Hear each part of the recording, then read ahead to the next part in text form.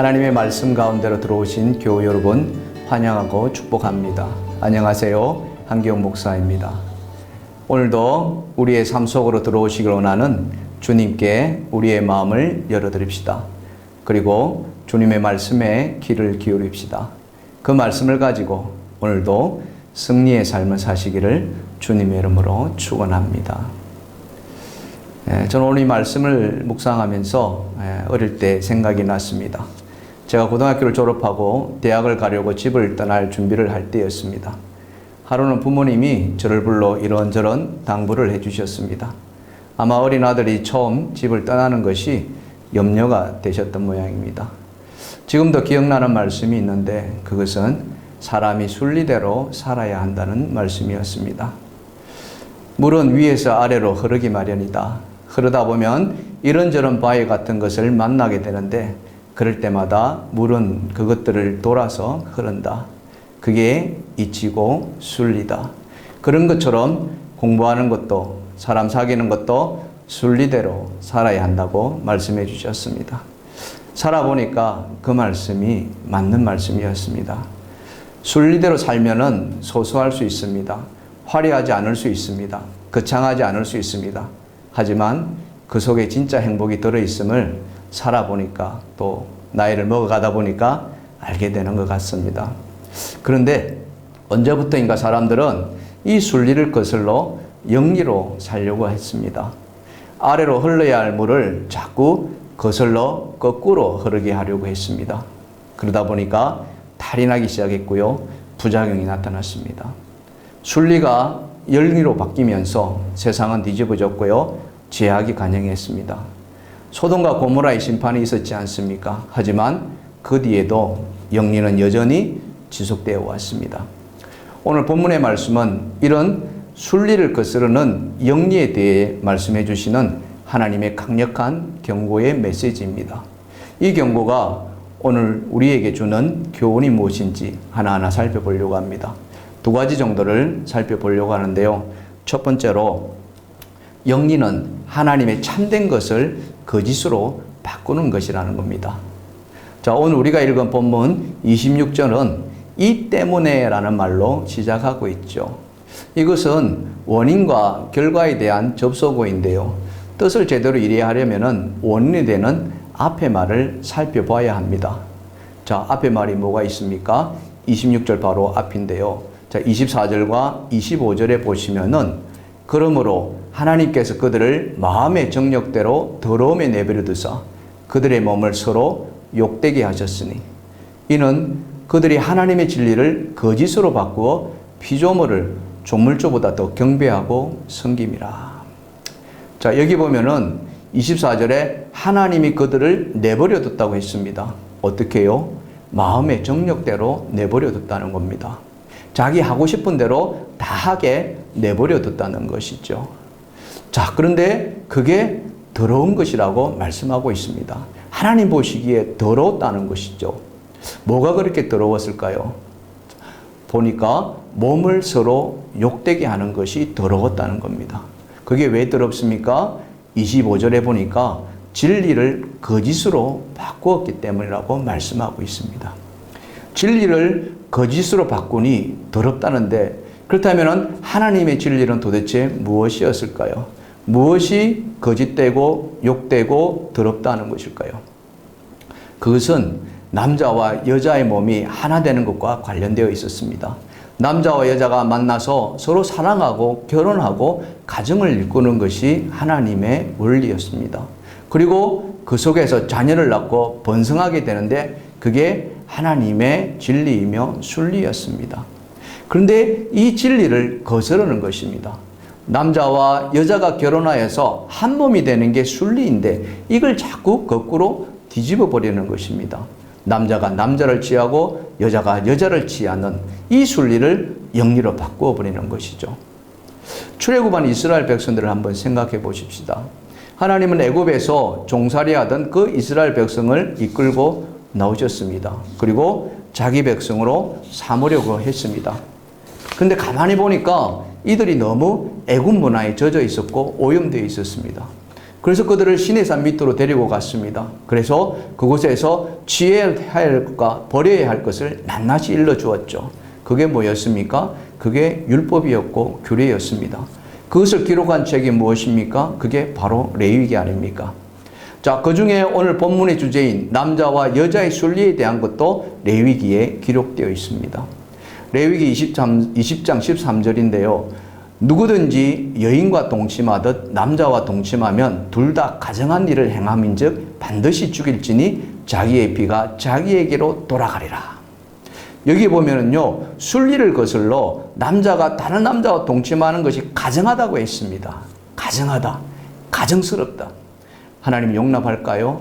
용납할 수가 없는 거예요. 그래서 그 가정한 일을 행한 자들을 모조리 다 죽이라고 했습니다. 살려두지 말라고 했습니다.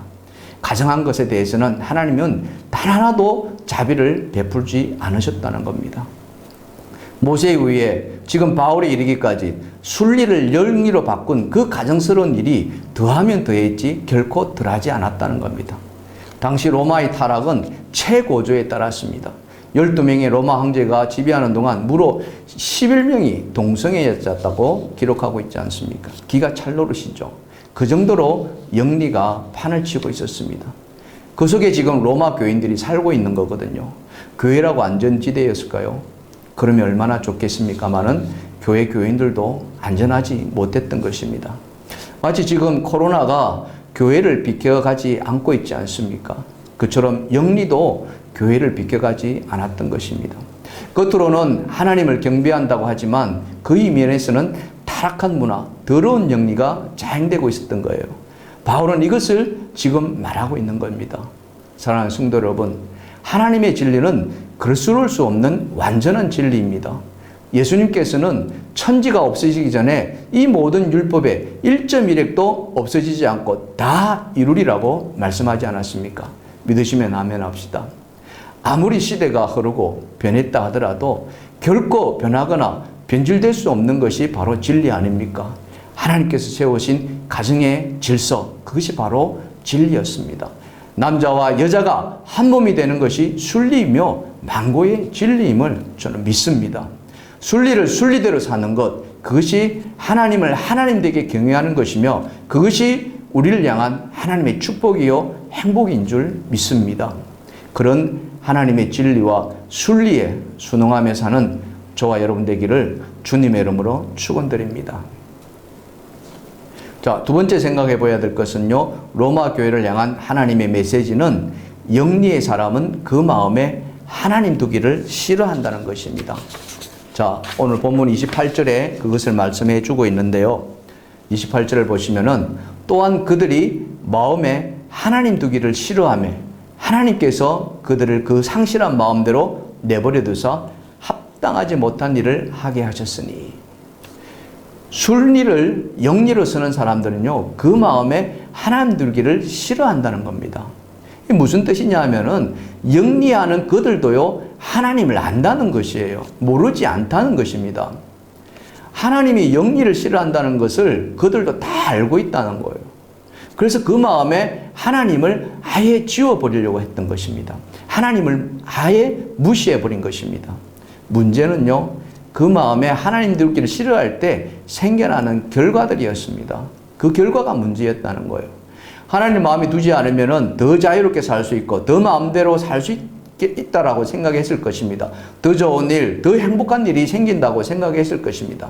그런데요, 생각대로 그렇게 되지 않는 데 문제가 있습니다.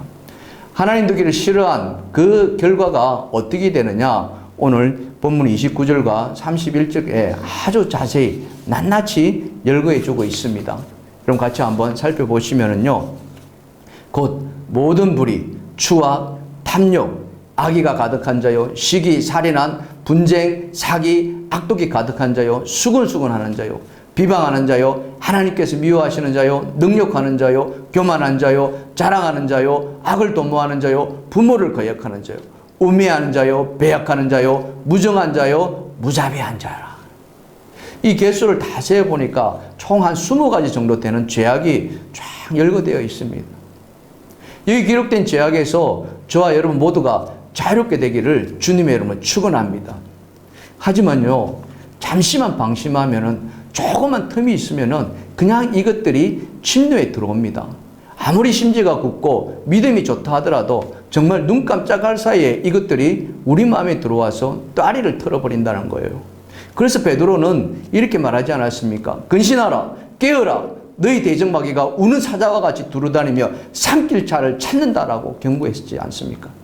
계속해서 잠언에서는요, 무릇 지킬 만한 것 중에서 더욱 네 마음을 지키라.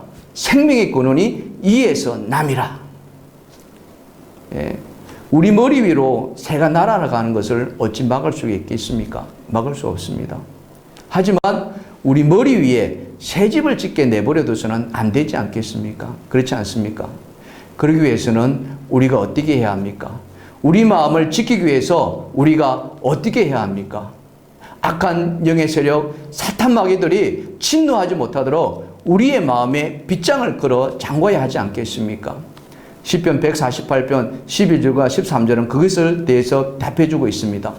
예루살렘아, 여호와를 찬송할지어다. 시온아, 내 하나님을 찬양할지어다. 그가 문빗장을 견고히 하시고 내 가운데 있는 너의 자녀들에게 복을 주셨으며. 예, 그렇습니다. 하나님께서요, 우리 마음의 문에 빗장을 견고하게 하신다고 말씀하고 있는 거예요. 그래서 마음에 하나님을 두기 싫어하는 것이 아니라 하나님을 둬야 한다는 것입니다. 어떻게 하면은 하나님을 우리 마음에 둘 수 있을까요? 바로 성령 충만해야 한다는 겁니다. 예수 그리스도를 주라 시인한 자들에게 하나님은 성령을 주신다고 하지 않았습니까? 성령께서 오늘도 우리가 깨어 역사하시도록 우리에게 성령 충만함을 요구하고 있습니다. 무엇으로 성령 충만해질 수 있습니까? 그것은 바로 하나님 말씀으로 충만해야 한다는 것이죠. 왜 그렇습니까? 하나님 말씀이 어떤 말씀이 그렇습니까? 하나님 말씀은요, 살아있는 말씀이기 때문에 그렇습니다. 하나님 말씀은요, 활력이 있기 때문에 그렇습니다. 좌우의 날선 검보다도 예리하기 때문에 그 말씀으로 우리가 무장해야 한다는 것입니다. 그 말씀이 무엇입니까? 바로 성령의 검이라는 것이죠. 그래서 어떤 악한 것들이 침노하더라도 말씀 충만하면은, 성령 충만하면은 능히 물리치는 줄 믿습니다. 그런 사람이 복 있는 사람이라고 시편은 또 우리에게 말씀해 주고 있지 않습니까? 여러분, 시편 1절과 2절에 뭐라고 말씀하고 있습니까? 복 있는 사람은 악인들의 꾀를 따르지 아니하고 죄인들의 길에 서지 아니하며 오만한 자들의 자리에 앉지 아니하고 오직 여호와의 율법을 즐거워하며 그의 율법을 주야로 묵상하는도다. 할렐루야. 사랑하는 성도 여러분, 오늘 저와 여러분 모두가 하나님을 마음에 두는 그런 하나님의 사람이 되기를 주님의 이름으로 축원합니다. 성령 충만, 말씀 충만하기를 주님의 이름으로 축원합니다. 이것만이 살 길이라는 거죠. 그래서 날마다 새벽마다 이 생명의 말씀을 붙들고 이 생명의 말씀을 묵상함으로써 영리의 유혹을 물리치고 승리하는 그런 삶을 사시기를 주님의 이름으로 축원드립니다. 오늘 이 말씀을 붙들고 기도로 나아가겠습니다. 첫 번째 기도 제목은요, 하나님의 말씀이 진리임을 믿게 하여 주시옵소서. 두 번째로요, 날마다 말씀을 묵상하여 성령 충만하게 하옵소서. 마지막 세 번째로 교회 건축 기도문을 매일 한 번씩 읽으시면서 한 마음으로 동참하게 하옵소서.